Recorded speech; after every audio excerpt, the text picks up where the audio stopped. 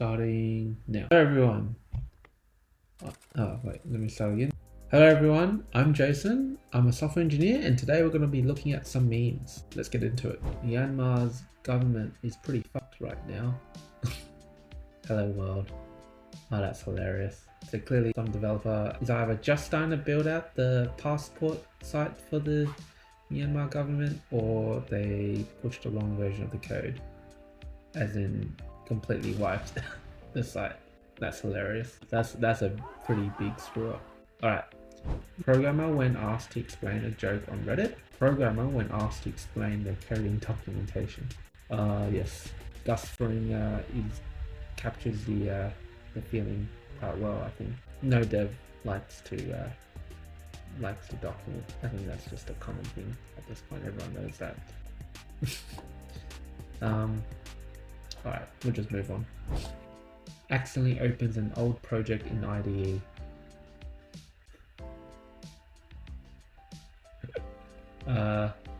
Yes, just getting a PTSD from the old project. Yeah. Have I had that? Yes, I can say yeah. Looking at some old code I've written. Oh Jesus, just a bit of a nightmare. Like, what were you thinking? So yes, it is a mess out there.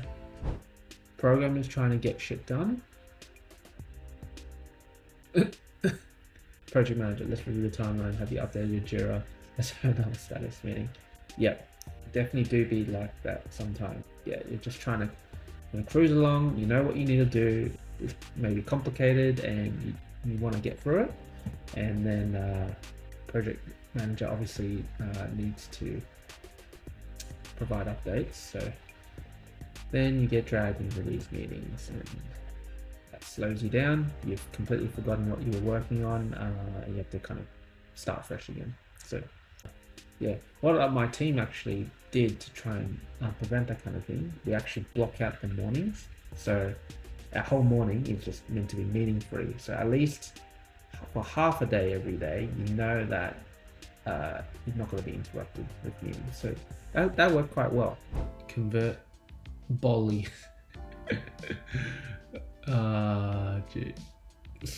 Case true. What on? First off, yeah, obvious spelling mistake here. Yeah, that's always fun to see. Trying to, yeah, if they don't, it's just not good.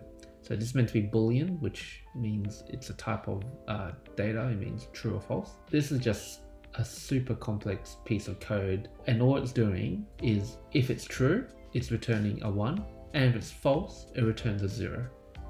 First off, I'm not sure why exactly you need that, but even if you did, this is like a very clunky looking piece of code. It's like, what, 1, 2, 3, 4, 5, 6, 7, 8, 9, 10, 11 lines of code just to convert a value. So yeah, it's just funny. This is me being a stickler for the grammar, but you can see here there's no space in between the parenthesis of the arguments and then the starting brace, and then yeah, a random empty line here. It's just, yeah, whatever. Yeah, very clunky piece of code. A guy wheeled around 99 phones in a cart to create traffic jams on Google Maps. Oh, I've heard about this. My goals are beyond your understanding.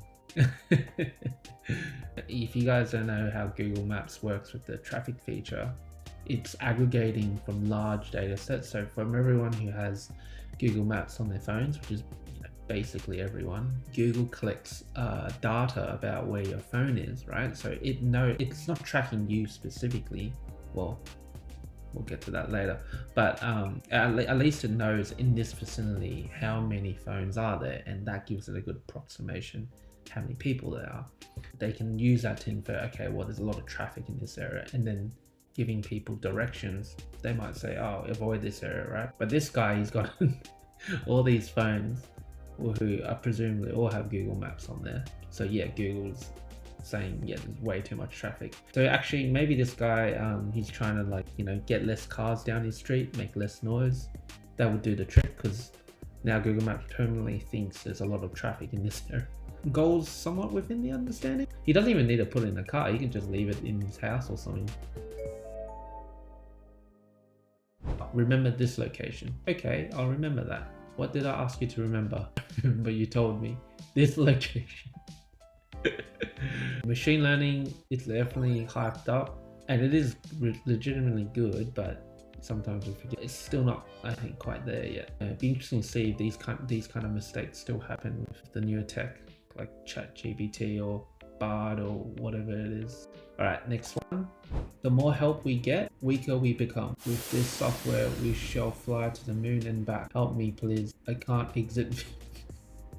Yeah, we're spoiled. This person, if you guys don't know, I think she wrote one of the operating systems for the command module to go to the moon. Yeah, and that stack there is all the code that she had to write. Like, humongous amount of code.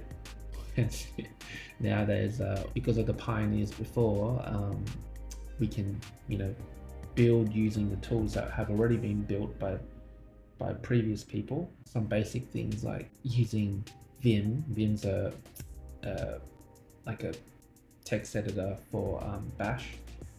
Yeah, it's just actually pause. I don't think that's correct. You might even cut that out. Let's quickly have a look. Vim. I'm one of those people. I don't know Vim very well. Yeah, so like Vim, Vim's a text editor, command line based text editor, and yeah, a lot of devs don't know how to use it. Me included. I use a little bit, but it's not my day to day. You got tools like VS Code and it's just these IDEs are a lot better. But yeah, 100%. Like, we don't go through as much now as what these people had to do. They had to write entire stacks of code, as you can see here. So React developer PTSD. Oh no. For those of you who don't know, a lot of web-based applications, the major challenge is managing the application state. State is referring to, like, if you click a button and something pops up. The fact that it pops up, that's a step. That's a state. Before, the state it didn't pop up. There's no pop-up. And after you click the button, the state of the application is now it shows the pop-up. And just managing that logic and the data and all that. That's actually why React partly got formed. It was to manage all that and make it, manage all that stuff better. But it's still a massive beast to tackle. So yeah, definitely triggers for me some PTSD for sure. How I learned programming: research 25%, colleges and courses a little bit, memes, the majority. Yeah, I can relate to that for sure. Definitely didn't learn most of my programming through a course, mainly just sort of teaching yourself, learn from others. YouTube, a lot of great people producing content. So testing Firebase. Oh, that's hilarious. It's funny, I've seen this happen in the wild before. So clearly somebody, if you can't tell, someone's testing something, they're testing the notification feature of an app. Normally you do that with just your own phone, right? The person who published this is probably not a developer, they're like a customer, right? So the developer has sent it out to all their customers. Yeah, that's a bit of a noob mistake. So someone's caused some trouble there. Have I done this accidentally? I've been a bit careful, but I've definitely seen this happen in the wild for sure. Alright, thanks everybody for watching. I'll catch you next time. A lot of great memes today.